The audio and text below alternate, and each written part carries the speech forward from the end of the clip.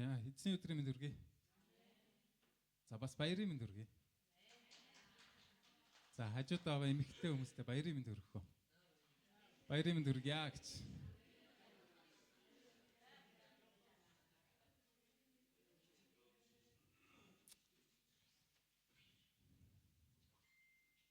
Тэгээ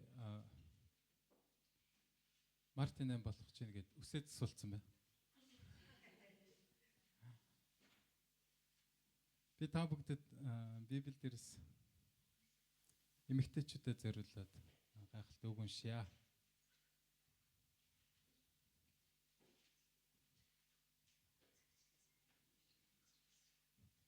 Сургаалт үгс 31-р бүлэг дээр нэг гайхалтай хэсэг байдаг.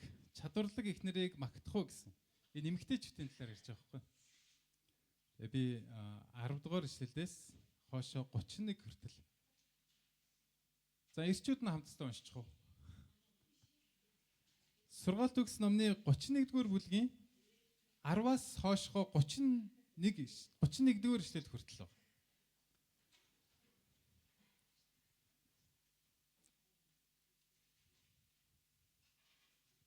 За ирчүүд нь гаргацсан уу? Олцсон уу? Хамтдаа чадварлаг ихнэр буюу эмэгтэй хүн ийм байдаг байх нэ гэд хамтдаа эмэгтэйчүүдтэй уншиж гэх те. Олсон ирчүүд ээ. Эрэгтэй хүн байна уу? Бүгдээ уул руу гарцсан юм. Сургаалт үгс номны 31-р бүлэг 10-аас 31.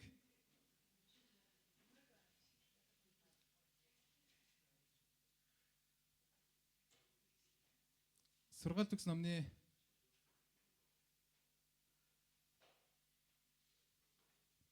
За олцсон бол хамтдаа уншия. 1 2 3 Зохистой чадварлаг ихнэрийг хэн олж чадах вэ? Тийм ихнэр эрдэнэсээс ч үнэтэй.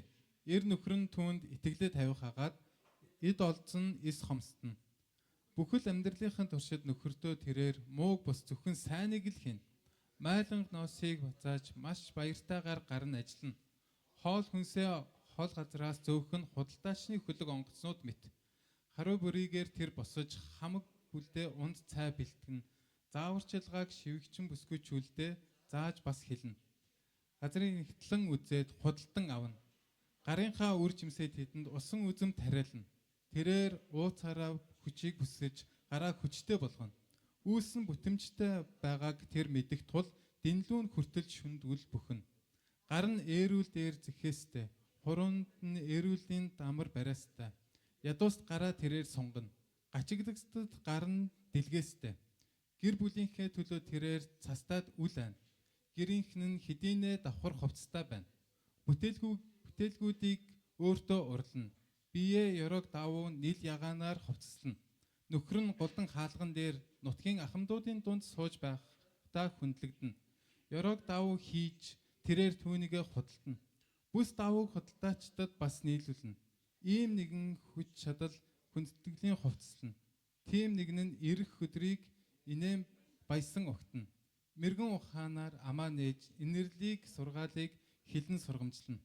Орон гертээ тэрээр санаа тавина. Залхуурал гэж үгүй. Үр хүүхдүүд нь өсөж өндийгөд түүнийг юрөөнө. Эр нөхөрнч түүнийг магтана. Олон эмэгтэй зүтгэлтэй чи тэднээс илүү билээ гэн. Дур булаан байдал хуурамч, гоо үзэгслэн ч хоосон тул эзнээс эмэгтэй л магтаал авах учиртай. Гарынх нь үр жимсийг түүнд өг. Гавьяа үүсэн түүнийг үүдэн хаалгаар магтах болтугай. Амен. Энэ дээр голчилж байгаа гол ишлэл нэг байна. 30 дахь ишлэл. Дур булаан байдал хуурамч, гоо үзэгслэн ч хоосон тул юу гэсэн бэ? Эзнээс эмээгч эмэгтэй л яана гинөө?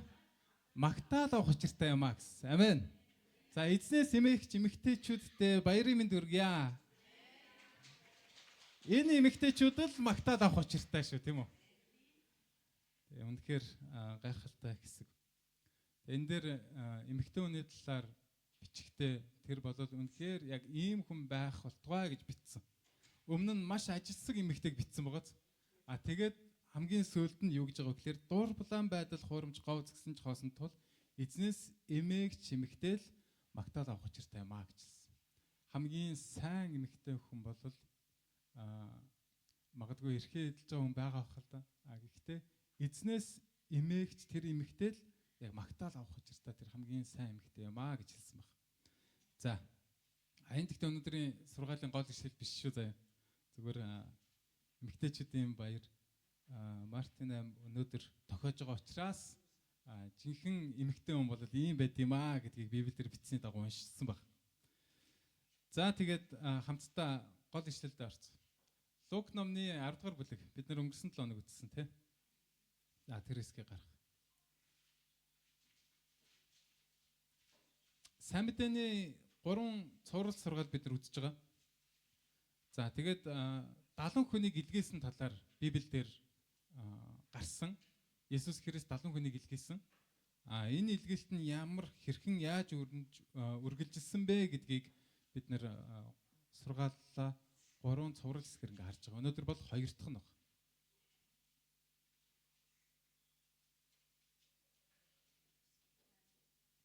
Сургаалт төгс Лук номны 10 1-ээс 12-ыг бид нэр өнгөрсөн 7 хоног үзсэн. Тэгээд одоо бас яг энэ 70 хүн илгээгч хэсгийг өнгөрсөн 7 хоног уншсан. Тэгээ бас бид нар мэдж байгаа учраас би нэг ишлэлээр нь хуваалцаад явна. За сургаалт төгс номны 10 дугаар бүлэг дээр гарч байгаатай адилхан эзнийг магтдаг, хүндэлдэг, эзнээс эмээдэг тэр эмэгтэй л магтаад авах учиртай адилаар Бурхан биднээс хүн төрлөختнөөс юу гэж хүсдэг вэ гэхлээр эрэгтэйч бай, эмэгтэйч бай, эзэн биднийг сайн мэдээнд яваасаа гэж хүсдэг. Эзэн тэр хүмүүсийг магтагдах зохистой тэр сайн хүн юм а гэдэг талаар өнгөрсөн 7 хоног бид нар үздсэн баг. За өнөөдрийн үгийн маань сэдв юу гэхлээр түгээгч. Хажууд донд хэлээрээ түгээгч гэдэг. Түгээгч. За ойрдоо түгээгч яг энэ ажил бол маш их байгаа хаасаг онлайн интернет захиалга тэгээд бас нөгөө фэйсбүүкээр ч юм хүмүүс юм захиалгахлаар тэрийг нь хөргөж өгдөг баг. За түгээдэг баг. За тэр түгээгчийн үүрэг юу вэ гэхлээр ямарваа нэгэн зүйлийг хэн нэгэнд захиалагчдаа хэн нэгэнд авчиж өөрт нь өгөх гарт нь хөргөж өгөх. За үүний адилаар дэлхий дээр байгаа хүн төрлөختөн бүгд адилхан бүгдээрээ сайн мэдээг сонсох хэрэгтэй. Тэр хүн лөө бид нар сайн мэдээг түгээх хэрэгтэй. Ярих хэрэгтэй гэсэн, хэлэх хэрэгтэй гэсэн. Очоод тэр хүнд сайн мэдээ ярих хэрэгтэй. Үүнийг би түгээгч гэж ярьж байгаа. За жишээ нь та хамгийн сайн түгэж болох магадгүй нэг жишээ дурдъя л да. Дэлхийд даяар одоо болтол хор тавдрыг сайн эмчилж чадахгүй түүнийг эдгэж ангааж чадахгүй байна. За тэрийг хэрхэн яаж эмчлэх тэр хавдрыг дарах маш сайн эмчилгээ бол байхгүй. Бүрэнгүйс эдгэх боломж бол байхгүй байгаа. За магадгүй саармагжуулж байгаа дөнгөж хурдыг нь багсгаж байгаа, дархалтыг багсгаж байгаа, удаашруулж байгаа ийм л эмчилгээ байна. Гэтэл танд яг хавдрыг бүрэн эмчлэх тийм эмчилгээний жор байна гэж бодъё л та. Арга байна гэж бодъё. Тэгвэл та яах вэ? Энийг өстө хинт ч өгөхгүй дээ гэд хадгалах уу? Би энийг хинт ч хэлэхгүй дээ. За өстө эмчтэл хэлж олдгүй юм штэ гэж хадгалах өстө. Бөөн баяр олно өстө бөөн баяр хөөр олно өстө. Бидний эргэн тойронд маш олон хүмүүс хавдраар насорж байгаа штэ өгч байгаа. Хорт хавдраар. Тэр хүмүүсийг бүгдийг нь аврах боломж байна гэж бодох юм бол та яах вэ? Түүнийг маш хурдтай маш олон хүмүүст түгээ. Тэгээд түүгээр дамжуулан эдгэр бий болно. За бүгдээрээ сургаалтаа анхаар. Бүгдээрээ өөр зүйл хийгээд байна.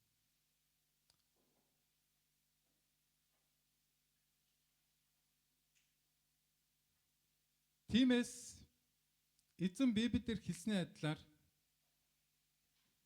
70 хүнийг илгээсний адилаар эзэн биднээс өнөөдөр ч гэсэн юу хүсэж байгаа вэ гэхээр энэ баярын мэдээг, сайн мэдээг бусад хүмүүст түгэе гэж. Сайн мэдээ сонсоогүйгээсээ болоод нас барж байгаа явж байгаа хүмүүс зөндөө байна.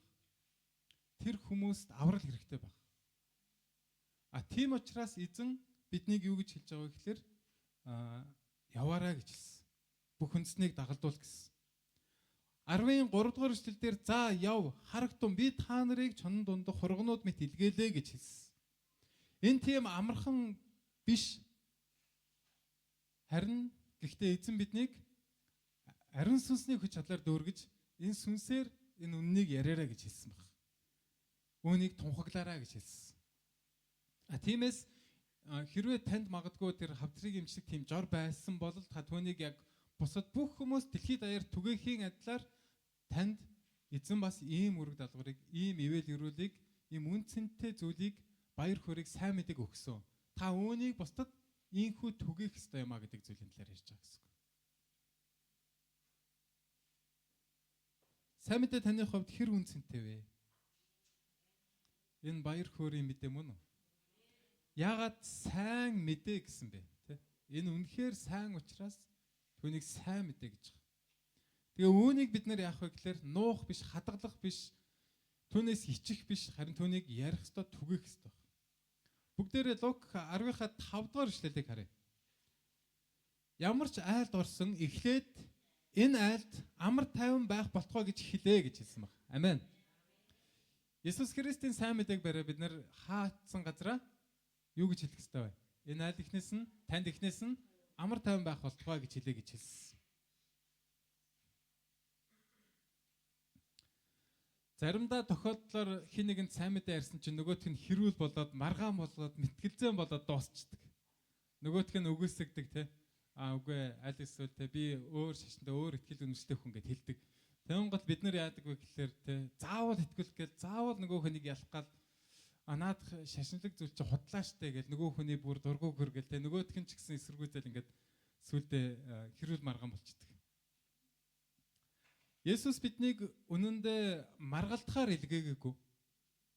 Заавал чи ялаараа те заавал нөгөө хүнийг итгүүлээрэ нөгөө хуурамч хэмжтэйнийг нь магадгүй заавал те эсэргүүцээд ялаараа гэж бидэнд хэлээгүй.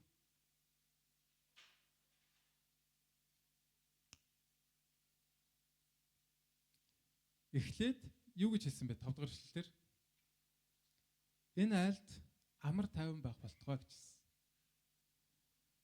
Тэр мэдээг дуулгах, хэлэх нь бидний үүрэг, харин хүлээж авах уу үгүй юу гэдэг нь тэдний өөрсдийнх нь сонголт. Тэгэхдээ бид нэр мэдээж хамгийн сайнаараа нөгөө хүмүүс сайн мэдээг ярих хэрэгтэй, хэлэх хэрэгтэй. Гэхдээ заавал маргалдаж тэ мэтгэлзэж заавал яалж нөгөө хүмүүсийн ходол байсан та нар төөрч ийн гэдгийг заавал тэ түүнийг ялж дээр нь гараараа гэж байгаа юм биш байхгүй. Бүгдээрээ Библийг эргүүлээд Иохан номыг гаргацгаая. Иохан номны 20 дугаар бүлэг.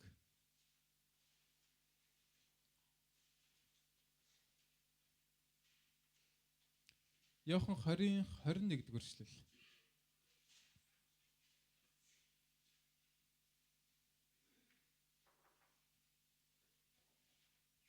Иохан 20-ын 21 дугаар эшлэлдэр Есүс дахиж тэдэнд амар амгалан та нарт байх болтугай. Эцэг намайг илгээсний адил би бас та нарыг илгээнэ гэв гэж хэлсэн байна. Амен. Бурхан түүнийг илгээсний адилаар Есүс Христ ч гэсэн биднийг илгээх болно гэж хэлсэн. Тэр илгээлт өнөөдөр болж байгаа. Эзэн таныг илгээж байгаа. Эзэн таныг өөрийнхөө хүүхдүүдэд, дагалдагч нарт, итгэгч нарт хандан хэлэхдээ таныг ч гэсэн эзэн илгээж байгаа юм а гэдэг талаар ярьсан. Эцэг намайг илгээсэй би ч гэсэн та нарыг илгээнэ гэж хэлсэн. Есүс биднийг хаашаа илгээж байгаа вэ гэхээр сайн мэдээ тараахлахын тулд агуу захирамжийг өгсөн. Тиймээс яваараа гэж хэлсэн. Бага газар бүрдээ итгэлээ сахиж Христийн амьдралаар амьдарч тунхаглаараа гэж хэлсэн. Есүсийг тунхаглаараа гэж хэлсэн. Энээс өөр нэг манлайлал, оргилд гараад нэр цуутай болоод, алдартай болоод, эрдэм мэдлэгтэй болоод явах талаасаа илүүгээр эзэн биднийг сайн мэдээнд зөв зохистой амьдрал бусдыг хайрлах талаар л илгээсэн баг. Энэ дэлхий дээр. Та маш амжилттай яваад маш олон хүмүүс танигддаг, нэр алдартай, аль эсвэл эд баялагтай, нэр хүндтэй, эрдэм мэдлэгтэй байгаад Христийг танихгүй болол, мэдэхгүй болол та дэлхий дээр хий хоосон шат дэмий амьдарсан байна л гэсэн. Харин эзнийг мэдээд тэгээд ажил үйлчлэл бусад талбар дээр бид нар амжилттай амьдраад түүгээрээ Христийг гэрчлэн тунхаглах нь бидний үүрэг баг. За би чуулганы сайн мэдээний 4 стратеги төлөвлөгөөний талаар би тавагдах болцсон. 4 чухал алхмын талаар ярьж. За нэгдүгээрт нь бид нар хүмүүстэй харилцаа үүсгэх талаар сайн мэдээний зорилттой төлөвлөгөөтэй 4 алхмын нэгдүгээрх нь бид нар харилцаа үүсгэх талаар. Хин нэгэнтэй бид нар магадгүй яг нөгөө хүнд сайн мэдээ хүргэхийн тулд уулзах хэрэгтэй, ярилцах хэрэгтэй. Магадгүй хамт кофе ууж суух хэрэгтэй гэсэн.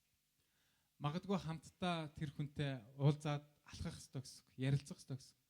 Тэгээ асуулт асуух хэрэгтэй. Нөгөө хүний талаар таньж мэдэх хэрэгтэй. Тэгээд сонсох хэрэгтэй. Дараагийн 2 дугаар алхам бол гэрчлэлээ ярих алхам.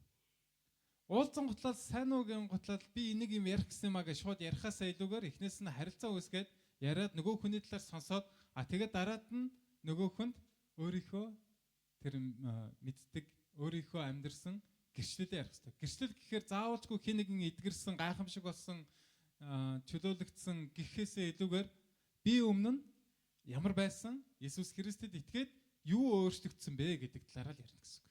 Миний амьдрал юу болж өөрчлөгдсөн бэ? Би яагаад Христийг таньж мэдсэн бэ гэдэг талаараа яриараа гэсэн. За 2 дугаар алхам бол гэрчлэлээ ярих гэсэн. Тэгэд энэ нь бол маш амархан энгийн те. Би Христэд яагаад итгэх болсон шалтгаанаар ярина гэсэн үг.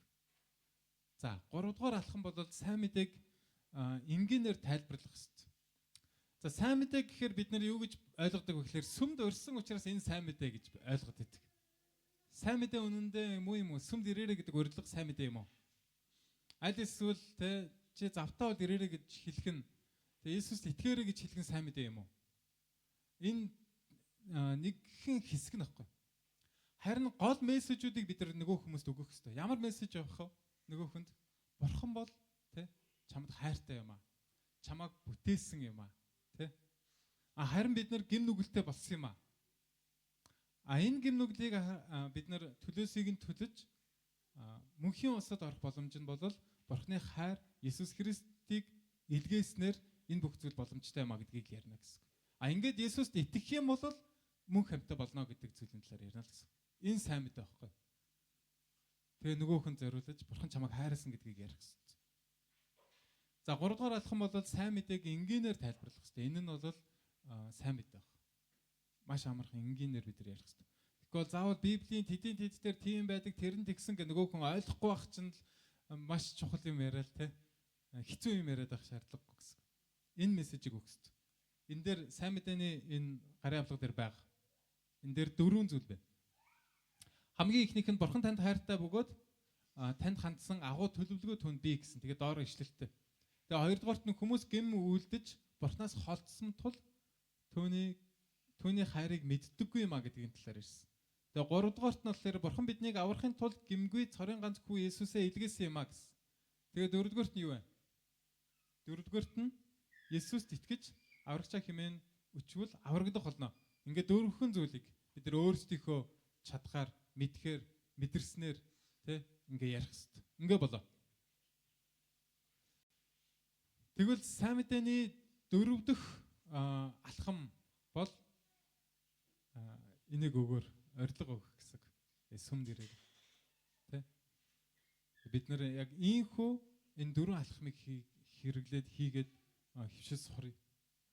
Энэ бол Есүс Христ 70 хүнийг илгээсний адилаар биднийг илгээж байгаа. Бид нэр өнөөдөр яг энэ нөхцөл байдалд 2026 онд хэрхэн яаж сайн мэдээ тарах вэ гэх юм бол тухайн үеийг шиг биш, тухайн үеийн орчинд байсан Есүсийн амьдарчсэн бүс нутагт байсан соёлоос бид нэр өөр учраас яг ийхүү ярих нь хэлэх нь бидний хувьд илүү тохиромжтой байгаа.